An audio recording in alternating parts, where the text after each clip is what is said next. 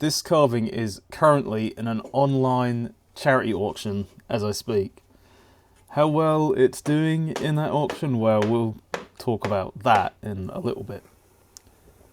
I was just coming to the end of a bad flu when I was asked to design and carve this piece for a local auction, and the proceeds of which will benefit lots of charities that are close to where I live. So even though I felt awful at the time, it was kind of a no-brainer to take part in it. The thing is that I only had around 3 days to design the carving, prep the wood, carve the design, and then do the finish so it could be put up on the auction website. And unfortunately, due to the auction site being inundated with lots of people providing items, the listing of this wolf and crown carving slipped through the cracks a little bit, and instead of being listed on the site for about 30 days, which is what all the other items are listed for, it's only going to be on there for about 6 days. I was given the option to keep it and list it next year instead, but I wanted to get it sold, see what it could do, so I opted to have it put on there just to see what happens. So I live near a town called Bury St Edmunds, and you might remember one of my other videos, my story panel carving about St Edmund, which sold to a private collector back in 2020, I think it was. You can check the whole story in that video, but the very quick version is that the Danes invaded in 869, King Edmund was beheaded, and his head was found in the woods being protected by a wolf until the locals reunited it with King Edmund's body. There's symbolism and art all around Bury St Edmunds depicting St Edmund and the wolf, so I thought it was a pretty good subject for this local auction. So onto the carving itself. After using the carbon paper to trace it on, I just went with the V-chisel, as I often do, to carve the outline. I traced the wolf in many different positions on the design before settling with this one, and I added the little curved flourish as you can see on the sides, just for it to kind of blend in with the crown to kind of link together. The balls on the peak of the crown, I'm not sure what they're called, I just outlined those with a gouge and then curved them over with a flat chisel. Nothing too fancy, but I wanted the crown to reflect the time that it was. Well, they probably had very simple crowns, and I think in some cases actually their crowns were helmets. Probably a lot like the Sutton Hoo burial, but if you know otherwise, please correct me and tell me, I'd like to know. The V-chisel did quite a lot of heavy lifting on this one, because I didn't want the crown to look flat as it was already really simple. Sometimes I feel like just carving out the outline with a V-chisel and leaving it that way is a little bit of a cop-out. So I used a couple of different gouges to add texture to the body of the crown, and on the top and the bottom rings, I have no idea what they're called, and then used a V-chisel to clean up all the lines.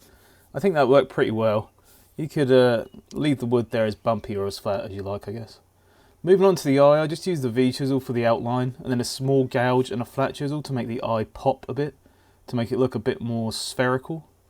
I've actually seen quite a lot of carvers recently using little plastic or glass eyes. I don't know if they have a pin on the back or something, but they use them particularly when making little figures, and I do wonder what it would look like on a carving like this. I think it could either heighten the look or make it look kind of bad. Maybe one day I'll try it. I don't know. It would take a lot of convincing for me to put some plastic or glass into a carving. And so to finish the whole thing off, I just decided to create a really simple fur texture, kind of like we did on the relief carving of the cat, just to sort of tie in the wolf with the crown. So I used a flat chisel with curved corners to make that texture, which someone said in one of my recent videos might be called a bull nose chisel. And after cleaning it all up and scrubbing it down with a toothbrush to get all the little bits of debris and scraggly stuff painted out, I painted on some bold linseed oil and ended up doing 3 coats of that. Then, since it was going to a charity auction, I figured whoever bought it might want the option to hang it up on the wall, so I added one of these little slotted hook things to the back. So you're probably thinking, Clint, how's the auction going, right? I'll show you. Badly. It's going badly. They asked me about the value of it, and I said I'd probably charge about £80 to £120, and I would start the bidding at probably like 30 to 50 or something like that. Alright, I sort of think I should have gone lower now. But, you know, especially since there were so few days.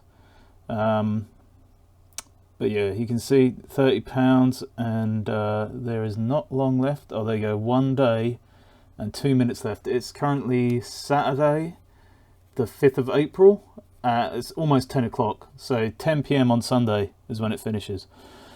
So I'll update you again tomorrow, and hopefully we have at least one bid. But I guess we'll see. So it is now Sunday. I just checked again, and I have some good news. We have one bid. £40. It's on now. So, at least, you know, it got a bid and there's going to be some money going to charity. That is one good thing.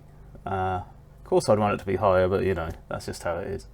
I just want it to sell. So what I'll do is I'll update either when there's another bid or when we're getting really close to the end time. So let's see what happens. Okay, so we're basically in the dying seconds of the auction. You can see there's 12 seconds left and no other bids have come in yet, unfortunately. But you know, I still think 40 quid for charity isn't too bad. But let's just see what happens. It looks like it stayed at 40. I will refresh just in case. There's a glimmer of hope. No, it's still 40. Okay, that's still good though. It's still sold, so I'm pretty happy with that. Well, that was kind of fun to see all that coming together. And even though we got into the charity auction late, I'm still pretty glad that I joined in. It makes me kind of want to put some of the relief carvings that we've done up for sale on eBay as an auction and start them at 99p and just see what happens. Of course, the risk there then is that they can sell for 99p, but who knows? I think it'll be interesting. I have put this template up for people to use on Patreon for the Bendy Boys Society members. So if you're a Bendy Boys Society member, you will get that template. And there's a new template coming soon, which I'm designing tonight, actually. So hopefully you get that video pretty soon. Anyway, thanks for watching, guys, and I will catch you again next time.